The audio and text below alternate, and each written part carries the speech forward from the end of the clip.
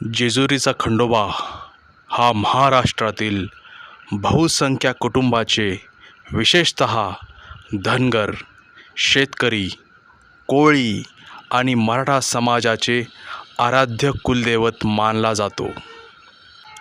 सोन्याची जेजुरी हे मंदिर भंडारा म्हणजेच हळद उधळण्यासाठी जगप्रसिद्ध आहे.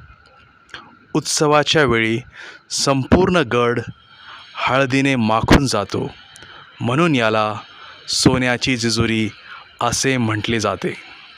खंडोबा हे भगवान शिवाचा अवतार मानले जातात. त्यांनी मनी आणि मल्ला या राक्षसाचा संहार करण्यासाठी हा अवतार घेतला होता, अशी पौराणिक कथा आहे. हे मुख्य मंदिर एका डोंगरावर वसलेला असून तेथे जाण्यासाठी भाविकांना सुमारे 200 ते 300 पायऱ्या चढाव्या लागतात. मंदिराचे सध्याचे बांधकाम प्रामुख्याने पेशवे आणि होळकर घराण्याच्या काळात झाले आहे. विशेषतः अहिल्याबाई होळकरांनी मंदिराच्या विस्तारात मोठे योगदान दिले आहे. 42 किलोची तलवार. दसऱ्याच्या दिवशी जेजुरी गडावर मर्दानी खेळ रंगतात. यात 42 किलो वजनाची ऐतिहासिक तलवार एका हाताने किंवा दातात धरून तोडण्याची धाडसी स्पर्धा घेतली जाते.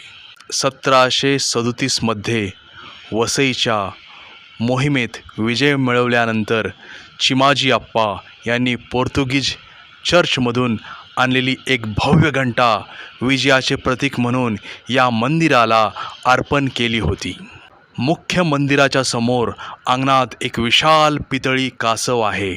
सुमारे 20 फूट व्यासाचे हे कासव सामर्थ्याचे प्रतीक मानले जाते, ज्यावर भक्त भंडारा आणि खोबरे उधळतात. मंदिराच्या परिसरात 18 कोरीव दगडी कमानी आणि सुमारे 350 दीपमाळा आहेत. सणासुदीच्या काळात जेव्हा हे दिवे लावले जातात, तेव्हा गडाचे रूप अत्यंत विलोभनीय दिसते. जेजुरीत सोमवती अमावस्या, चंपाषष्ठी आणि दसरा हे सण मोठ्या उत्सवात साजरे होतात. सोमवती अमावस्याला देवाची पालखी कऱ्हा नदीवर स्नानासाठी नेली जाते.